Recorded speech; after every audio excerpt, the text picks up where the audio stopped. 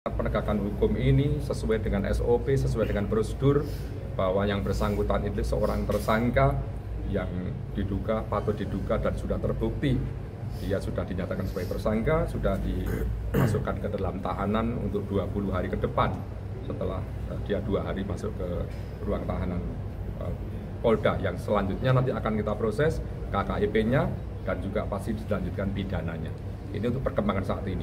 Bagaimana kondisi tersangka? Sehat. Kalau kemarin terekspos kondisinya misalnya dalam melakukan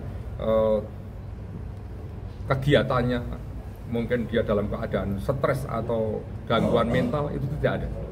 Saya tekankan, saya jelaskan, saya pastikan tidak ada. Dia dalam keadaan sehat, dalam keadaan sadar saat melakukan tindakan pidananya itu. Kalau tadi disebut Pak Arief, saat mengeksekusi itu dalam keadaan sadar dan sehat. Sampai ke Polda dia dalam keadaan sehat. Kalau dia gangguan mental, nggak sehat, nggak mungkin dia nyetir sendiri dari Solo Selatan sampai ke Polda.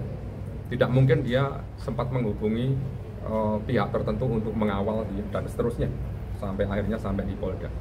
Dan pastinya ini masih berjalan proses hukumnya, pemeriksaannya. Kalau yang pertama kemarin saya sampaikan tentang apa yang harus saya ucapkan terkait dengan motif itu nanti biar saja dibuktikan nanti di persidangan.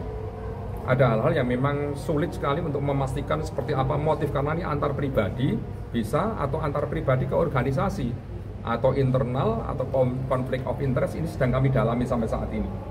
Boleh jadi yang kami rilis kemarin itu ada perubahan manakala nanti ditemukan kesaksian dan pembuktian baru setelah kami memeriksa semua pihak, baik itu tersangka maupun saksi-saksi yang lain. Kan tadi ditanyakan oleh media dan ini juga yang ditunggu masyarakat. Tetapi tidak semua informasi itu harus diungkap saat ini sebelum semuanya diproses secara tuntas. Untuk motif memang sulit sekali untuk dibuktikan apakah itu saja masalahnya. Pastinya kami perlu waktu juga untuk mendalami motif itu. Kemarin sudah terekspos apakah masalah galian C, apakah masalah tambang, atau masalah pribadi yang lain, itulah yang sedang kami dalami. Tetapi itu karena saat saya press release awal itu meluruskan dari informasi pagi yang sudah beredar ke media, sehingga kami harus tetap berdasar pada pendalaman setelah memeriksa semua saksi termasuk tersangka.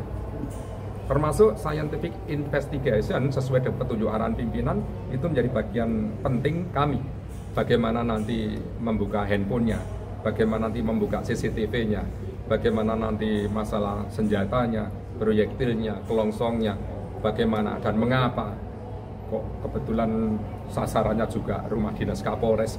Ini kan nanti harus kita dalami melalui pemeriksaan ini, karena pemeriksaan masih berjalan.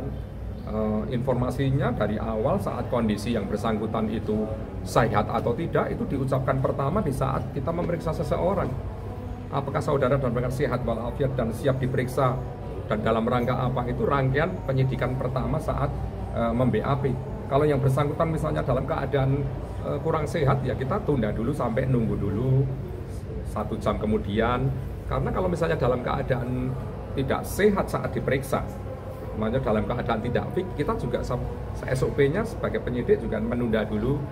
Tapi sampai saat ini pastinya kalau sudah memenuhi bukti permulaan yang cukup sesuai dengan 183 KUHP, pastinya reserse juga dari gelar perkaranya sudah, menetapkan tersangkanya sudah, sampai akhirnya melakukan proses penahanan ini. Jadi untuk tindakan tegas pasti kami lakukan, jangan dikhawatirkan itu.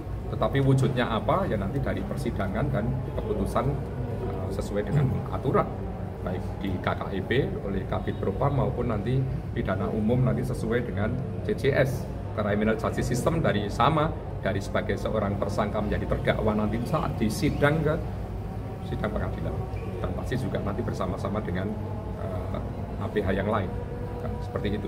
Kalau tadi disampaikan apakah ada backing, justru itu yang sedang kami dalami. Karena tidak mudah juga, karena yang bersangkutan, maaf ya, korban sudah meninggal. Kalau kita cross check, kita klarifikasi, tidak semudah itu bagi saya untuk memutus. Tetapi itu informasi awal yang kita dapatkan dari informasi yang belum seluruh saksi dan juga termasuk tersangka kita konfirmasikan. Karena tidak mudah juga seseorang mengambil suatu keputusan akhirnya membunuh kawannya sendiri, itu tanpa penyebab yang begitu berat. Kalau hanya masalah-masalah sepele, masalah salah paham, salah beda pendapat, dan mungkin hal ringan, nggak mungkin seseorang sampai seperti itu. Tapi inilah yang mohon waktu juga untuk nanti kami mendalami secara detail apa yang motif itu ya memang nanti di pemeriksaan di persidangan. Kalau saya menyampaikan nanti sebenarnya juga tidak akan memastikan ini penyebabnya, tapi perlu pendalaman lebih lanjut. Kalau hal-hal yang lain yang kiranya nanti menjadi perkembangan, kami sesuai dengan janji saya akan tetap menyampaikan perkembangannya. Dari rilis seperti ini bagi saya tidak ada masalah, karena ini memang menjelaskan yang sebenar-benarnya dari sumber yang bisa dipertanggungjawabkan. Daripada saya tidak bicara, nanti rekan-rekan dari media nulis sendiri, berkesimpulan sendiri, nanti justru tidak terarah. Tetapi apapun yang saya sampaikan silakan, mau direkam, mau ditulis, tetapi jangan sampai yang muncul di pemberitaan nanti kontraproduktif. Maaf, penegakan hukum ini sesuai dengan SOP, sesuai dengan prosedur, bahwa yang bersangkutan itu seorang tersangka yang diduga, patut diduga dan sudah terbukti dia sudah dinyatakan sebagai tersangka, sudah dimasukkan ke dalam tahanan untuk 20 hari ke depan setelah dia 2 hari masuk ke ruang tahanan Polda, yang selanjutnya nanti akan kita proses KKIP-nya dan juga pasti dilanjutkan pidananya. Ini untuk perkembangan saat ini. Bagaimana kondisi tersangka? Sehat. Kalau kemarin terekspos kondisinya misalnya dalam melakukan kegiatannya, mungkin dia dalam keadaan stres atau gangguan mental, itu tidak ada. Saya tekankan, saya jelaskan, saya pastikan tidak ada. Dia dalam keadaan sehat, dalam keadaan sadar saat melakukan tindakan pidananya itu. Kalau tadi disebut Pak Arief, saat mengeksekusi itu dalam keadaan sadar dan sehat. Sampai ke Polda dia dalam keadaan sehat. Kalau dia gangguan mental, nggak sehat, nggak mungkin dia nyetir sendiri dari Solo Selatan sampai ke Polda. Tidak mungkin dia sempat menghubungi pihak tertentu untuk mengawal dia dan seterusnya sampai akhirnya sampai di Polda.